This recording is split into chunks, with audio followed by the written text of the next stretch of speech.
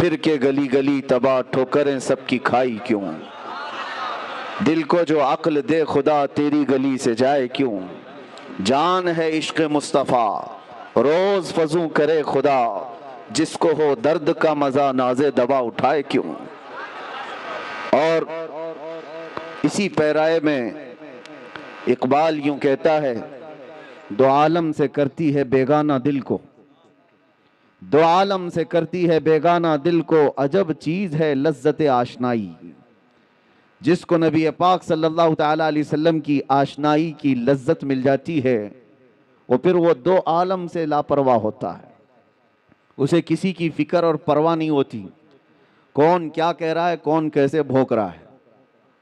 بس بارگاہ مصطفیٰ صلی اللہ علیہ وسلم سے جس کی وابستگی ہو، اعلیٰ حضرت امام اہل سنت فرماتے ہیں، اپنے دل کا ہے انہی سے آرام، سونپے ہیں انہی کو سب کام، لو لگی ہے کہ اس در کے غلام، چارہ درد رضا کرتے ہیں، جان و دل ہوش و خرد سب تو مدینے پہنچے، تم نہیں چلتے رضا سارا تو سامان گیا، انہیں جانا انہیں مانا نہ رکھا غیر سے کام، للہ الحمد میں دنیا سے مسلمان گیا۔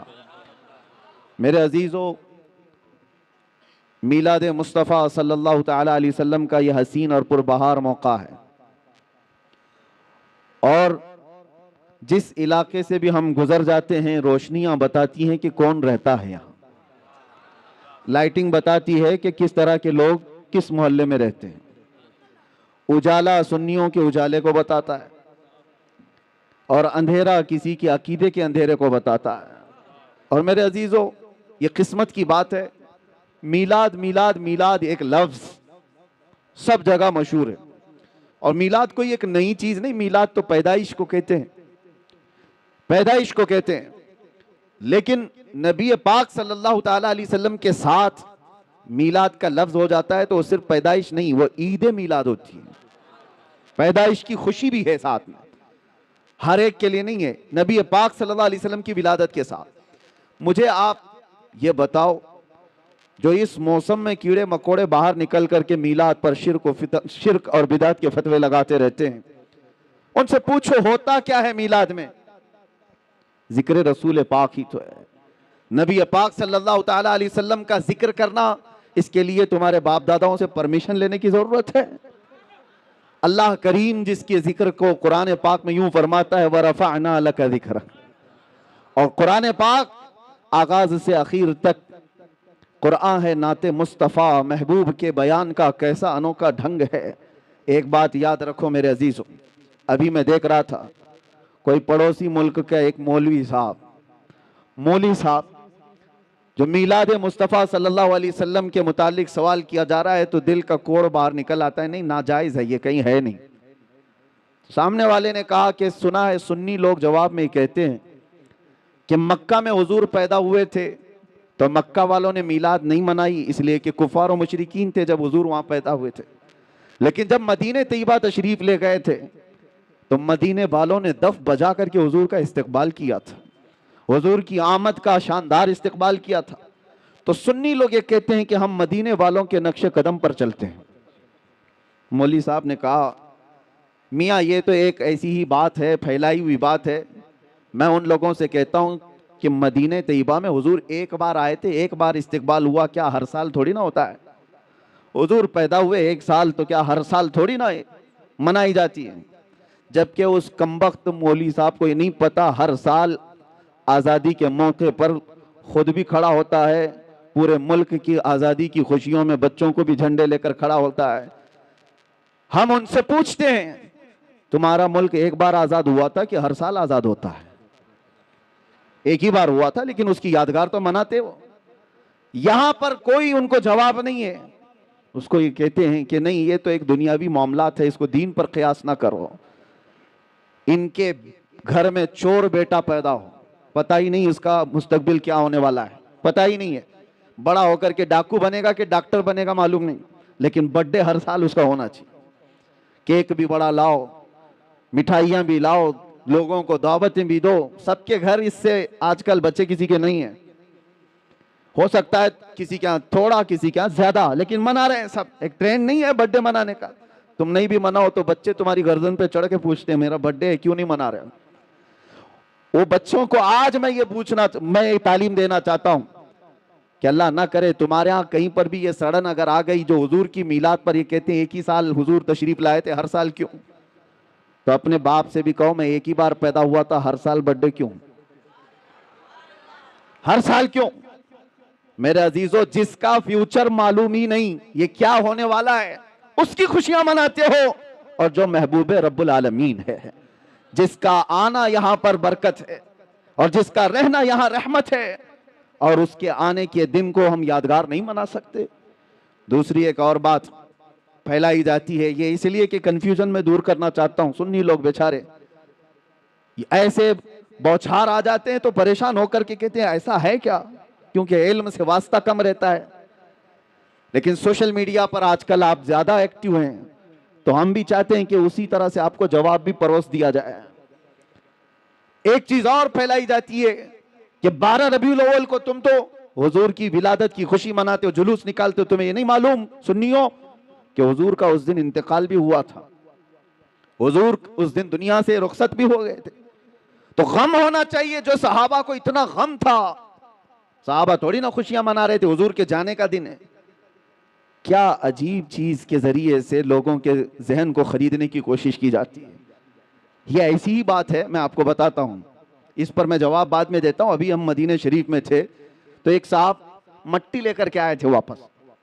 کہا کہ حضرت ہم جو ہے یہ 6 مہینے پہلے عمرہ پہ آئے تھے, جنت البقیع کی کچھ مٹی لے کر کے گئے تھے, تو لوگوں نے اتنا ڈرایا کہ جنت البقیع کی مٹی جو ہے جدائی کے غم میں روتی ہے, اس کو واپس لے کے آیا. خیر ٹھیک ہے, تمہاری عقیدت اپنی جگہ, اور کس نے اس طرح کی باتیں کی.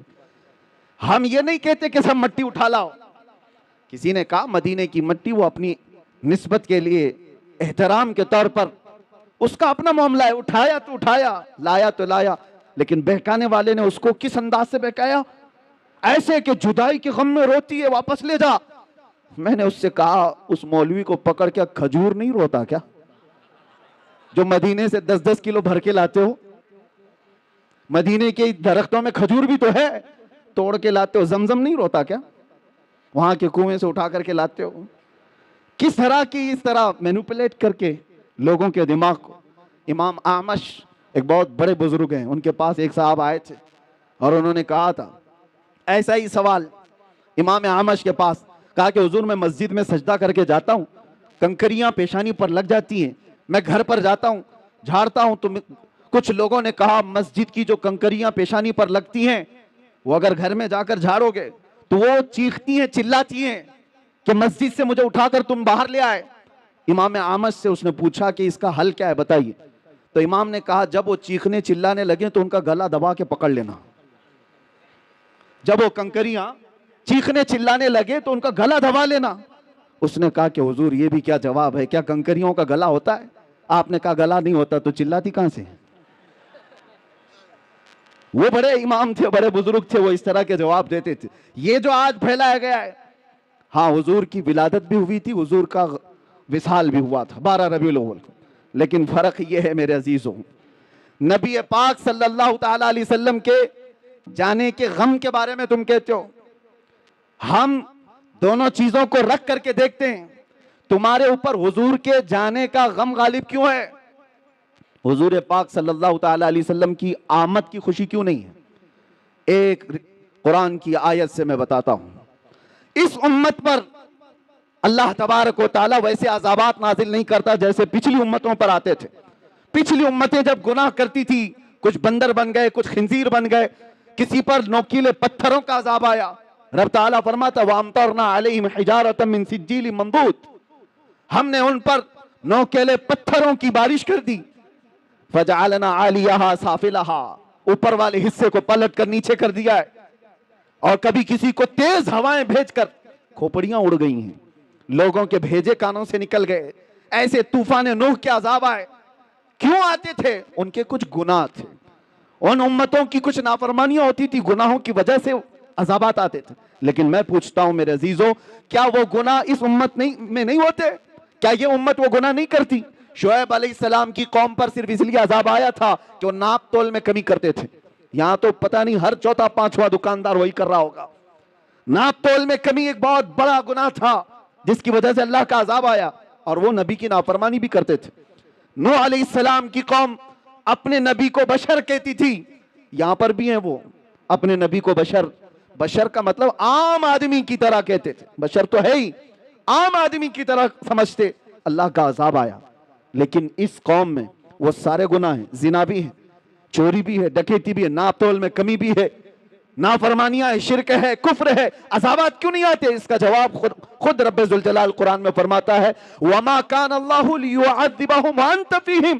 اللہ تعالیٰ اس امت پر ویسا عذاب نازل نہیں کرے گا اس لیے کہ ان کے بیچ میں میرا محبوب جلوہ گر ہے. اب یہ آیت توجہ چاہتا ہوں, اللہ نے کیا فرمایا؟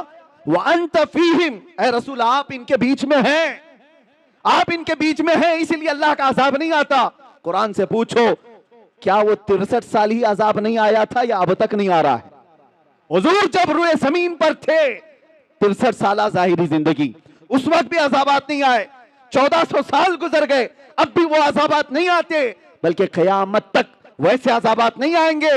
قرآن کا مطلب یہ ہے کہ اے محبوب ان کے بیچ میں ہو آپ, تو اس کا مطلب صرف 63 سال نہیں, قیامت تک میرا محبوب ان کے بیچ میں جلوہ گر ہے. تو تم کہاں سے یہ چیز لے کر کے آ گئے کہ حضور پاک صلی اللہ تعالی علیہ وسلم کے جانے کا غم؟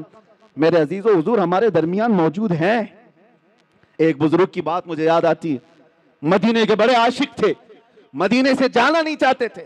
حضور پاک صلی اللہ تعالی علیہ وسلم کے دربار میں حاضری دی, اور جب جانے کا وقت آیا تو رونے لگ گئے. کہا کیا آقا کے دربار میں جو مہمان آتا ہے اسے واپس بھیج دیا جاتا ہے, جس کو جانے کی تمنا نہ ہو؟ روتے روتے سو گئے. میرے آقا صلی اللہ علیہ وسلم خواب میں تشریف لائے اس بزرگ کے. کہا کہ جس کا عقیدہ یہ ہے کہ میں صرف مدینے میں رہتا ہوں تو وہ مدینے میں ہی رہ جائے. جس کا یہ ماننا ہے کہ صرف میں مدینے میں ہی رہتا ہوں تو وہ یہی رہ جائے, اور جس کا یہ ماننا ہے کہ ہر عاشق رسول کے ساتھ رہتا ہوں تو وہ دنیا کے کسی بھی کونے میں جائے میری خوشبوئیں اس کے ساتھ ہیں. عزیزان گرامی وقار, ہم سب سنیوں کا یہ عقیدہ ہے کہ ہم جو میلاد پاک صلی اللہ تعالی علیہ وسلم مناتے ہیں, اس میں موت کا ذکر چھیڑ کر کے, حضور پاک کے انتقال کی خبر ملا کر سنیوں کو ورغلانے کی کوشش کی جاتی ہے. اس وقت میں آپ کو بتاؤں, ولادت کی خوشی اور موت کے غم, دونوں چیزوں کو بتا رہا ہوں میں, دونوں چیزوں کو. ولادت کے دن سب سے زیادہ غم اگر کسی کو تھا تو ابلیس کو تھا. یہ پکی بات ہے کہ نہیں؟ شیطان کو سب سے زیادہ غم تھا. اور یہ صاحب کچھ لوگ اعتراضات کرتے ہوئے یہ کہتے ہیں کہ میلاد کے بارے میں ہم لوگوں پر اعتراض کرتے ہو کہ ہم شیطان کے چیلے, ہم میلاد نہیں مناتے. اور ابلیس لعین کو حضور پاک صلی اللہ علیہ وسلم کے جانے کی خوشی ہوئی تھی, اور تم لوگ اس دن خوشیاں مناتے ہو. ابلیس اس دن خوشیاں منا رہا تھا کہ حضور انتقال کر گئے. جھوٹے ہو, جھوٹ بولتے ہو. جس دن حضور کا انتقال ہوا اس دن بھی شیطان خوش نہیں تھا, بلکہ وہ یہ کہہ رہا تھا یہ تو دنیا سے چلے گئے لیکن اسلام پورے کونے تک پھیل جائے گا. ابلیس تو تم سے زیادہ جانتا تھا, اس لیے حضور کے انتقال کے دن ابلیس خوش نہیں تھا جو ہم پر اعتراض کر کے بولتے ہیں. ابلیس خوش نہیں تھا, وہ اس دن بھی غم میں تھا کہ حضور گئے تو گئے لیکن صدیق بھی چھوڑ گئے, فاروق بھی چھوڑ گئے, عثمان بھی ہے, حیدر بھی ہے, اور نبی پاک صلی اللہ تعالی علیہ وسلم کا یہ مشن نہ رکا تھا نہ رکے گا. عزیزان گرامی وقار, یہ میلاد کے سلسلے میں چند باتیں تھی جو آپ کو بتانا ضروری ہے, اور بلکہ ہر سال یہ ریپیٹ کی جاتی ہیں اور اب محفوظ رہیں گی. اگلا سال پھر آئے گا, پھر آپ یہ چیزیں سن لینا. یہ اسپرے کا کام کریں گی, جب جب کہیں سے کاکروچ آئے تو اسپرے مارتے رہنا. نوجوانوں کے لیے خاص طور پر اپنے عقیدے کی حفاظت کرو, اپنے عقیدے کی حفاظت کرو. جان ہے عشق مصطفیٰ روز فزوں کرے خدا, جس کو ہو درد کا مزہ ناز دوا اٹھائے کیوں. آج میں یہ بات عرض کرنا چاہوں گا جو قرآن کی آیت میں نے تلاوت کی. اللہ فرماتا اللہ و رسولہ احق ان یرضوہ, اللہ اور اس کا رسول ہی زیادہ حقدار ہیں کہ ان کو راضی کیا جائے. بس اللہ اور اس کے رسول ہی زیادہ حقدار ہیں کہ ان کو راضی کیا جائے. تم کس کو راضی کرنے میں لگ گئے؟ دنیا کبھی راضی نہیں ہوگی. جس کے لیے تم نے داڑیاں چھلائی, جس کے لیے تم نے اپنے حلیے بدل دیے، جس کے لیے تم نے اپنے اخلاق بدل دیے، وہ دنیا تم سے راضی نہیں ہوئی۔ تم مہنگے مہنگے کپڑے ڈیزائن کے، فیشن کے پہن کر کے سوچنے لگے دنیا کو دکھاؤں گا۔ دنیا پھر بھی تم پر انگلی اٹھاتی رہی، تانے مارتی رہی، لیکن میرے عزیزو یہ کبھی راضی نہیں ہوئی، کبھی نہیں۔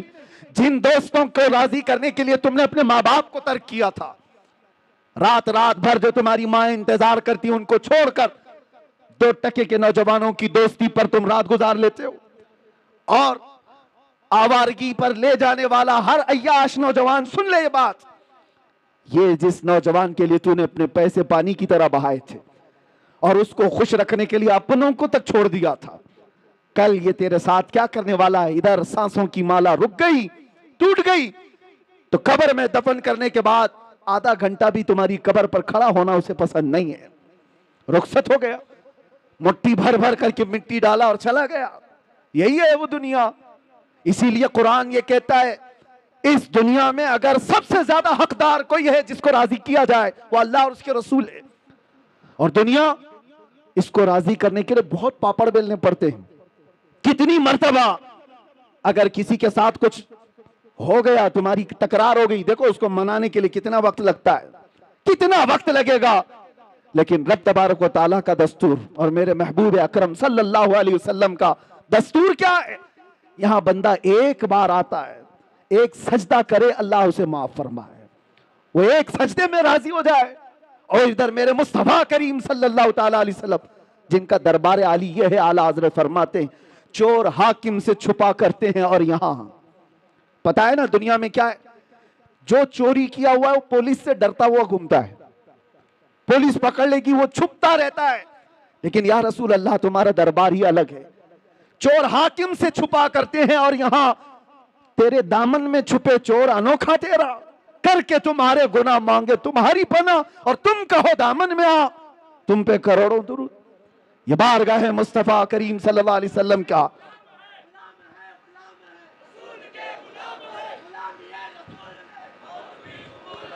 اس رسول پاک صلی اللہ تعالیٰ علیہ وسلم کو راضی کرنے کے لیے برسوں نہیں لگتے، صدیاں نہیں لگتی، بلکہ بس منٹوں کی بات ہے۔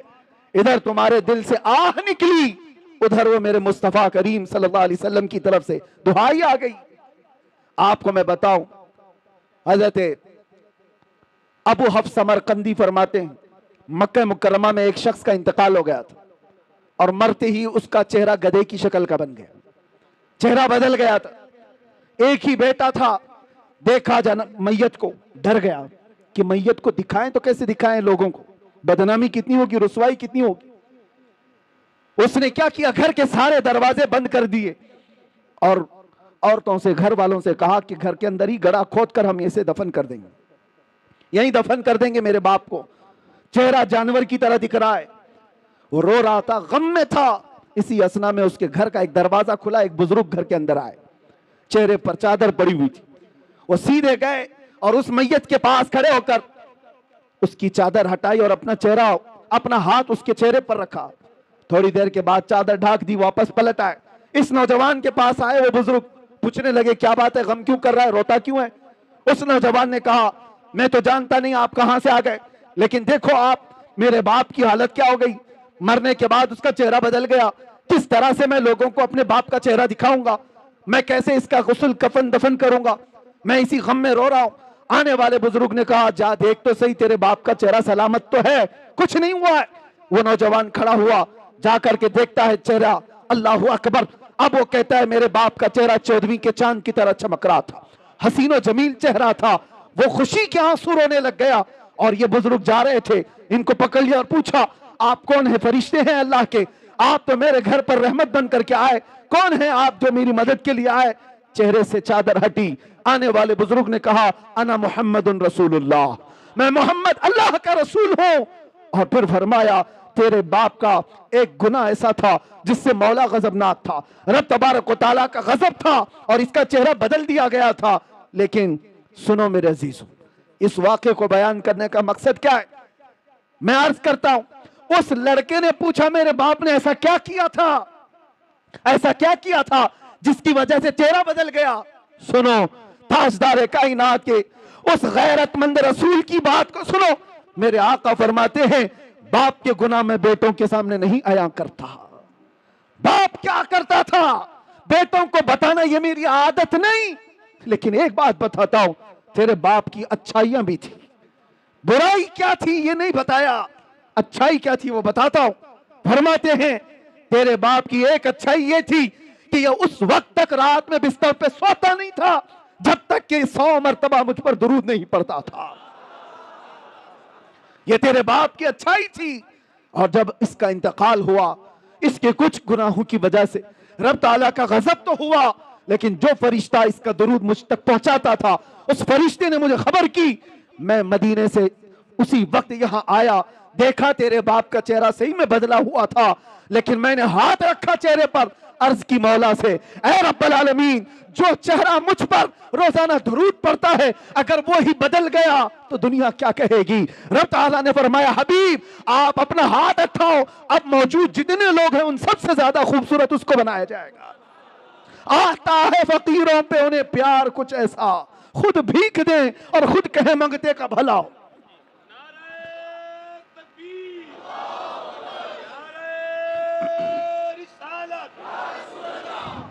یہ بات کس لیے میں نے عرض کی, اس لیے کہ جس رسول کو بندہ رات کی تنہائی میں یاد کرتا ہو, اگر اس پر مصیبت آ پڑی ہو موت کے وقت, یہ دوست یہ عیاش یہ آوارے کوئی نہیں آتے. اگر تمہاری قبر میں بھی کوئی آتا ہے تو وہ آمنہ کا لال آتا ہے. نبی محترم صلی اللہ علیہ وسلم کی ذات آئے کی تو کیوں ان کو راضی نہیں کرنا چاہتے. اعلیٰ حضرت کا بھی یہی پیغام تھا, آج لے ان کی پناہ, آج مدد مانگ ان سے, کل نہ مانیں گے قیامت میں اگر مان گیا, وہاں پر پھر نہیں مانا جائے گا. آج آ جاؤ راضی ان کو کرو, اس نبی پاک کو راضی کر لو گے دنیا سب تم سے راضی کرا دی جائے گی, لوگوں کے چہرے تمہاری طرف پھیر دیے جائیں گے. میں ایک ادنا سا کتا ہوں دربار مصطفیٰ کا, بلکہ اس میں بھی شمار ہو جائے تو قسمت کی بات ہے.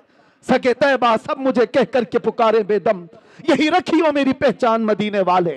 ہماری اس سے زیادہ کے اوقات بھی نہیں, لیکن میں ایک بات عرض کرتا ہوں, ہم نے لو لگائی تھی بارگاہ مصطفیٰ کی طرف اور ہم نے سارا موضوع سارا عنوان سمیٹ کر کے یہ طے کیا تھا کہ اب زندگی باقی ہے تو حضور پاک صلی اللہ علیہ وسلم کے ناموس کی حفاظت کے لیے ہی بولیں گے.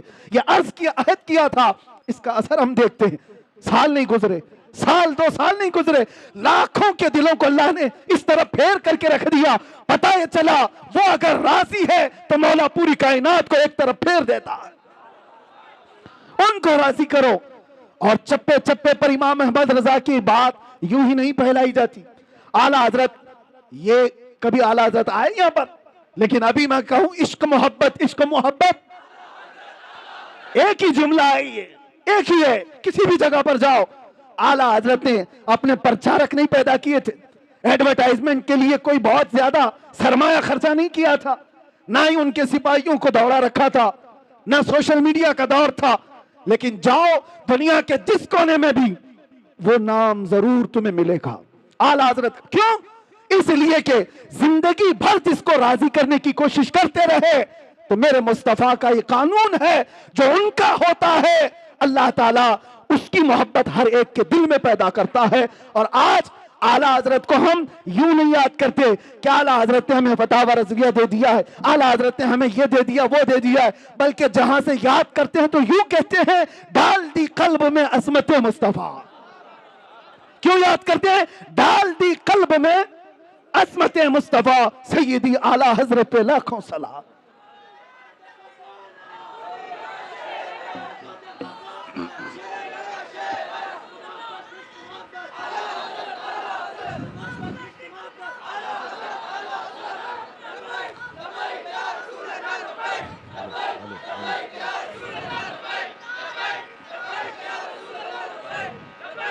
آپ کو میں یہ بات بتا دوں, نبی پاک صلی اللہ تعالیٰ علیہ وسلم کو راضی کرنے والا پھر وہ دنیا کی پرواہ نہیں کرتا, دنیا اسے کیا کہہ رہی ہے کیا نہیں کہہ رہی ہے.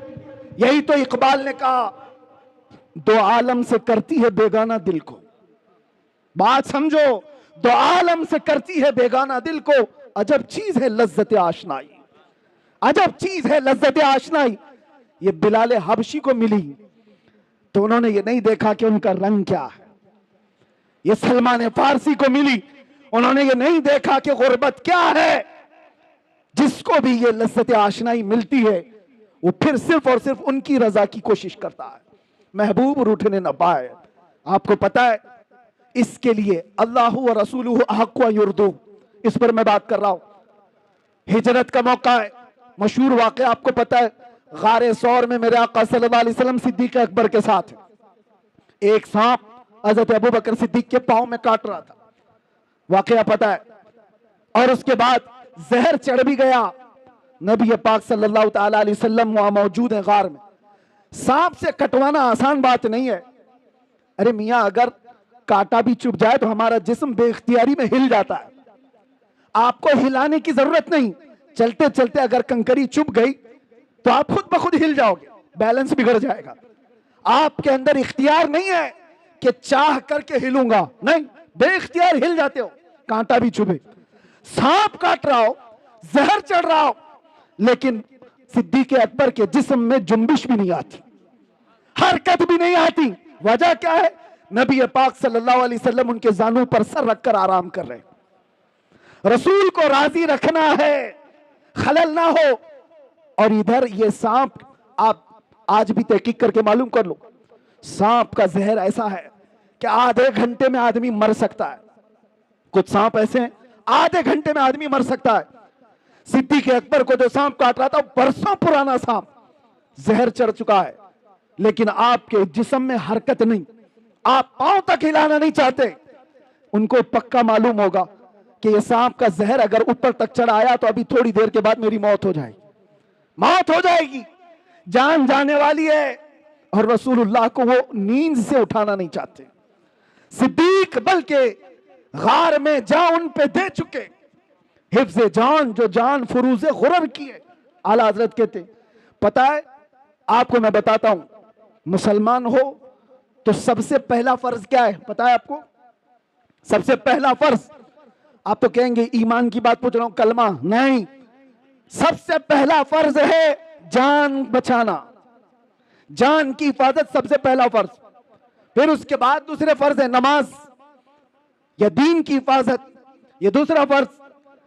جو سب سے پہلا فرض ہے وہ جان بچانا، اعلیٰ حضرت فرماتے حفظ جان، جان فروز غرر کی ہے، سارے فرائض کی جان ہے یہ، جان کو بچانا۔ اور صدیق اکبر جان ہی نچھاور کر رہے ہیں، کس پر؟ نبی پاک کی نیند پر، اٹھایا نہیں۔ لیکن بارگاہ مصطفیٰ صلی اللہ علیہ وسلم میں جب کبھی کوئی کھڑا ہوتا ہے تو اسے پورا کا پورا لوٹا دیا جاتا ہے، یہ نہیں ہے کہ کچھ باقی رکھا جاتا۔ حضور بیدار ہوئے، دیکھا صدیق اکبر کے چہرے کو بدلا ہوا، جسم کے اندر عجیب سی کیفیت ہے۔ میرے آقا نے پوچھا کیا ہوا؟ کہا لدغت الحیۃ یا رسول اللہ، اے اللہ کے رسول سانپ کاٹ رہا ہے۔ حضور نے اپنا لعاب پاک لگایا، زہر ختم ہوا۔ واقعہ پتا ہے، حضرت ابوبکر کہتے ہیں زندگی بھر مجھے پھر یہ پتہ ہی نہیں چلتا تھا اس پاؤں میں سانپ کاٹا تھا کہ اس پاؤں میں کاٹا تھا۔ ایک بات ہی۔ دوسری بات، نبی پاک صلی اللہ علیہ وسلم مولا علی کے ساتھ، عصر کا وقت ہے، حضور کی نماز عصر ہوئی، حضرت علی نے نماز عصر نہیں پڑھی۔ یہاں بھی یہی مسئلہ ہے، نبی پاک صلی اللہ علیہ وسلم حضرت علی کی گود میں سر رکھ کر آرام فرما رہے، سورج ڈوب رہا تھا۔ وہ عام لوگوں کی بات نہیں کر رہا، حیدر کرار کی نماز جا رہی ہے، غم اندر سے ہے، لیکن بارگاہ مصطفیٰ میں بیٹھے نبی پاک آرام کر رہے ہیں، نماز جا رہی ہے۔ مجھے بتاؤ اللہ کی عبادت اور ادھر رسول اللہ کی نیند۔ حضرت علی نہیں اٹھائے، سورج ڈوب گیا، عصر چلی گئی۔ اس کے بعد میرے آقا کی نیند یا میرے آقا صلی اللہ علیہ وسلم کی آنکھ کھلی تو آپ نے دیکھا حضرت علی کو روتے ہوئے، پوچھا کیا ہوا؟ عصر قضا ہوئی۔ حضور پاک نے ان کے لیے بھی کیا کیا؟ اشارہ کیا، ڈوبے ہوئے سورج کو پلٹایا۔ واقعہ پتا ہے، عصر کی نماز حضرت علی کی ادا ہو گئی۔ دو چیزیں میں نے آپ کے سامنے رکھا، ایک صدیق اکبر جن کو چاہیے تھا جان بچانا جو سب سے پہلا فرض ہے وہ نچھاور کر دیا، اور حضرت علی کو جو دوسرا فرض ہے نماز کی حفاظت وہ بھی چھوڑ دیا۔ کس کے لیے؟ رسول اللہ کے لیے۔ کس کے لیے؟ نبی پاک کی نیند کے لیے۔ ایک جان قربان کر رہا ہے اور ایک نماز قربان کر رہا ہے۔ اعلیٰ حضرت اب اس پر کیا کہتے ہیں سنو، صدیق بلکہ غار میں جان ان پہ دے چکے، حفظ جان جو جان فروز غرر کی ہے، مولا علی نے واری تیری نیند پر نماز، وہ بھی نماز عصر جو اعلیٰ خطر کی ہے، تو نے پھیر دی انہیں نماز، تو نے پھیر دی انہیں جان اور ان کی نماز۔ یا رسول اللہ تو نے پھیر دی ان کی جان اور انہیں نماز، پر وہ تو کر چکے جو کرنی بشر کی ہے۔ اب کیا ثابت ہوتا ہے؟ ثابت ہوا جملہ فرائض فروع ہیں، جتنے فرض ہیں یہ سب برانچ ہیں۔ فرع کا مطلب سمجھتے ہو؟ فرع کس کو کہتے ہیں؟ برانچ کو، شاخ کو۔ اصل اور فرع دو چیزیں، اصل فرض ہے اور اس کی جو شاخ ہے اس کو فرع کہتے ہیں۔ اب اعلیٰ حضرت فرما رہے ہیں یہ دونوں صحابہ صدیق اکبر کے عمل سے، مولا علی کے عمل سے یہ ثابت ہوتا ہے جتنے فرائض ہیں یہ سب برانچ ہیں، یہ سب شاخیں ہیں۔ جان بچانا یہ بھی فرض ہے، نماز کی حفاظت یہ بھی فرض ہے، لیکن یہ سارے فروع ہیں۔ ثابت ہوا جملہ فرائض فروع ہے، اصل الاصول بندگی اس تاجور کی ہے، اصل الاصول بندگی اس تاجور کی ہے۔ اگر وہ راضی نہ ہوا تو پھر نماز کس کام کی؟ اگر وہ تمہارے ساتھ نہ ہو تو جان کس کام کی؟ وہ جو نہ تھے تو کچھ نہ تھا، وہ جو نہ ہو تو، سنیوں کو یہ پتا ہے، وہ جو نہ ہو تو، اور جان ہے وہ جہان کی، جان ہے تو جہان ہے۔ اور اقبال یہ فیصلہ کن انداز میں کہتا ہے آبروئے ماں زنام مصطفیٰ است، ہم سب کی عزت و آبرو مصطفیٰ کے نام سے ہے، ہر چے دری دنیا باد مصطفیٰ، جو کچھ بھی دنیا میں ہے وہ مصطفیٰ کے بعد ہے۔ اس نقطے پر آ جاؤ اے سنی مسلمانوں، ہمیں راضی کرنا ہے، ہمیں کرنی ہے شہنشاہ بطحا کی رضا جوئی، وہ اپنے ہو گئے تو رحمت پروردگار اپنی، بس راضی کرنے پر لگے رہو میرے مصطفیٰ کریم صلی اللہ علیہ وسلم کو، اگر وہ راضی ہو گئے تو رحمت پروردگار ہماری۔ یہ ایک بات اور بتاتا ہوں، کس چیز کے لیے دوڑ بھاگ کر رہے ہو؟ سیاست کے لیے، حکومت کے لیے، چلو دوڑ بھاگ کر رہے ہو، ایجوکیشن کے لیے، سکسس کے لیے، دنیا میں کیا کیا چیزیں سب گناؤں میں بولتا ہوں۔ سیاست چاہیے تمہیں، قیادت چاہیے تمہیں، ایجوکیشن چاہیے، مقام بلند مرتبہ چاہیے، سب چاہیے، ساری چیزیں کہاں سے ملیں گی؟ بتاتا ہوں تمہیں، حکومت، سیاست، یہ دنیا، یہ ساری چیزیں۔ اقبال کی بات تو سنو، کہتا ہے کہ محمد سے وفا تو نے تو ہم تیرے ہیں۔ ارے یہ جہاں چیز ہے کیا؟ ارے یہ جہاں چیز ہے کیا؟ لوح و قلم تیرے۔ تو سیاست اور حکومت کی بات کر رہا ہے، یہ جہاں چیز ہے کیا؟ حضور سے وفا کر کے دیکھ، لوح و قلم تیرے ہیں۔ پتا ہے حضور سے وفا کرنے والا غلام ایک عمر ابن خطاب، مصر سے ایک قاصد آیا تھا، یہ کہتا ہوا کہ دریائے نیل ہر سال سوکھ جاتا ہے، دریا آج بھی ہے وہ دریائے نیل، ہر سال سوکھ جاتا ہے، اور مصری لوگ کیا کرتے ہیں، ایجپشن لوگ 16 سال کی ایک نوجوان لڑکی کو دلہن بنا کر جلوس نکالتے ہیں اور اس کو ذبح کرتے ہیں، دریا میں ڈالتے ہیں، پھر پانی اوپر آ جاتا ہے۔ ہر سال بلی چلانی پڑتی تھی، ہر سال بلی چلائی جاتی تھی، لیکن جب اسلام آیا تو وہاں پر موجود صحابی نے یہ لکھ کر کے بھیجا، امیر المومنین اب کی بار کیا کیا جائے، ہم کیا کسی لڑکی کو ذبح کرنے کی اجازت دیں گے؟ مولا عمر ابن خطاب نے کہا نہیں، ہرگز نہیں۔ ایک خط لکھا اس صحابی رسول کو جواب، ان کو بھی جواب میں لکھا، اور ایک خط لکھا دریائے نیل کے نام پر۔ آج تک دنیا میں دیکھا ہے آپ نے کسی کو کہ کوئی دریا کو بھی خط لکھ رہا ہو؟ کوئی دریا کو بھی خط لکھ رہا ہو؟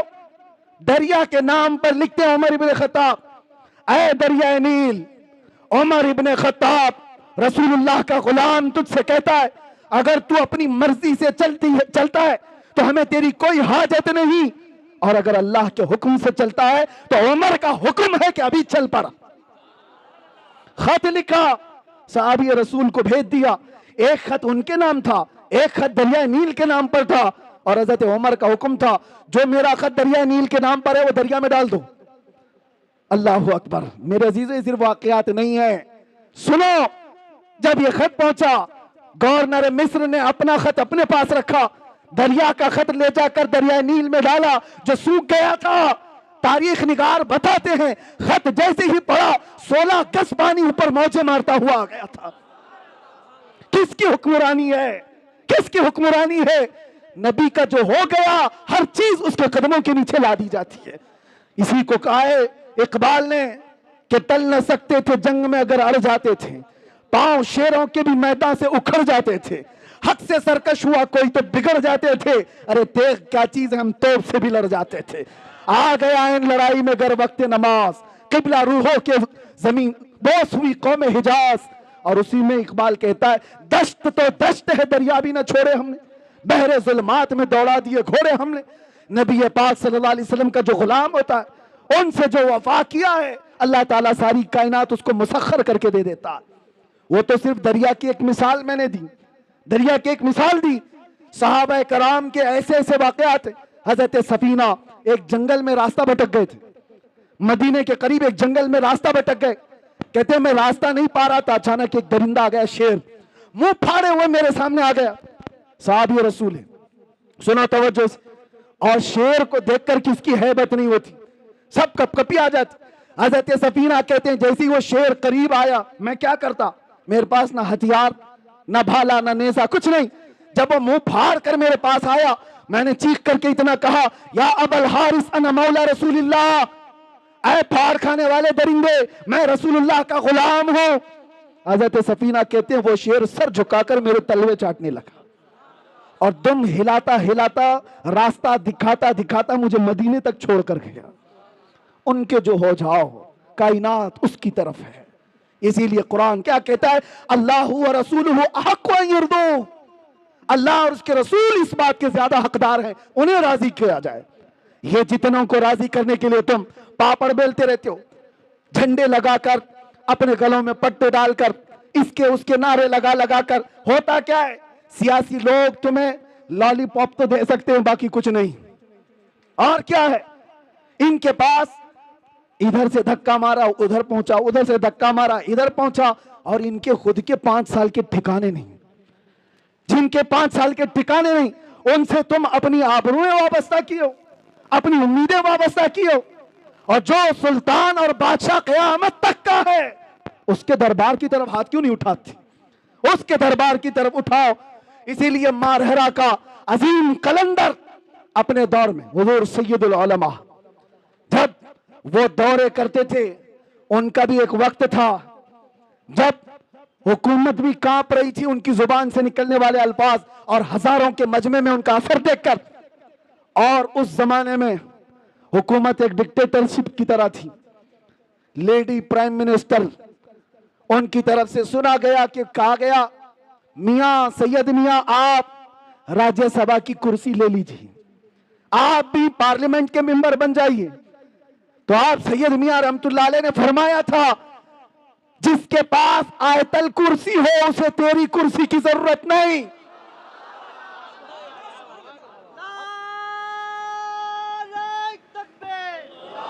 اور ایک بات، اسی مرد قلندر کا یہ نعرہ جو میرا ٹاپک ہے، اسی مرد قلندر کا یہ نعرہ دیکھا ہوگا دنیا میں یہ لوگ کس کو راضی کرنے کے لیے بھاگتے رہتے ہیں، اپنی زندگیاں برباد کی ہیں۔ 40 سال جنہوں نے نوکری کی آج ان کی حالت کیا ہے، جیلوں میں بند پڑے ہوئے ہیں، ان کو پوچھنے والا کوئی نہیں، اور جھنڈے اٹھا کر گھومتے تھے اور آج جیلوں میں بند پڑے ہو۔ میں نہیں کہتا کہ جیل میں کسی قصور کی وجہ سے گئے ہو کہ نہیں گئے ہو، لیکن کاش مصطفیٰ کے نام پر گئے ہوتے تو دنیا کا ہر چپا تمہارے لیے دعا کر رہا ہوتا۔ تم تو کسی پارٹی کی نوکری کر کے گئے، کسی پارٹی کی نوکری کرتے گئے، اپنی زندگی کے بیش بہا وقت کسی کی دھوتی اٹھانے میں کسی کی ساڑی اٹھانے میں۔ ان کا حال یہی ہے، ان کے ساتھ بیٹھا ان کو راضی کیا، ان کے ساتھ بیٹھا ان کو راضی کیا، الیکشن میں اس کی سیٹ زیادہ آ گئی در بدل لیا۔ یہ سب کرنے والوں کے انجام کیا ہوتے ہیں؟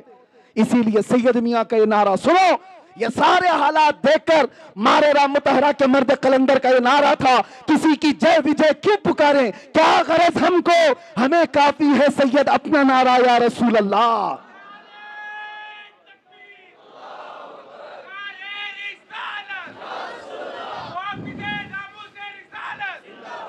عزیزان گرامی وقار، بس میں اپنی بات کو ختم کرتا ہوں۔ اللہ اور اس کے رسول کو راضی کرنے کی فکر میں رہو، باقی کسی کو راضی کرنے کی ضرورت نہیں، کوئی راضی نہیں ہوگا، یہ بات پکی ہے، یہ بات پکی ہے۔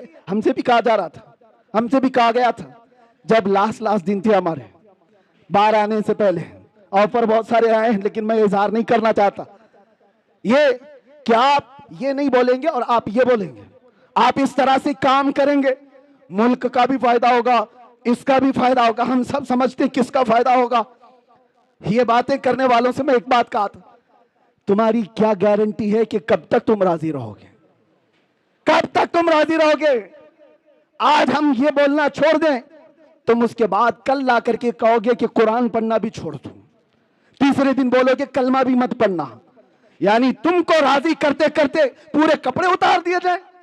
اس لیے یاد رکھو اے مسلمانوں, دنیا کو راضی کرنے میں کبھی اپنے آپ کو بدلنے کی ضرورت نہیں.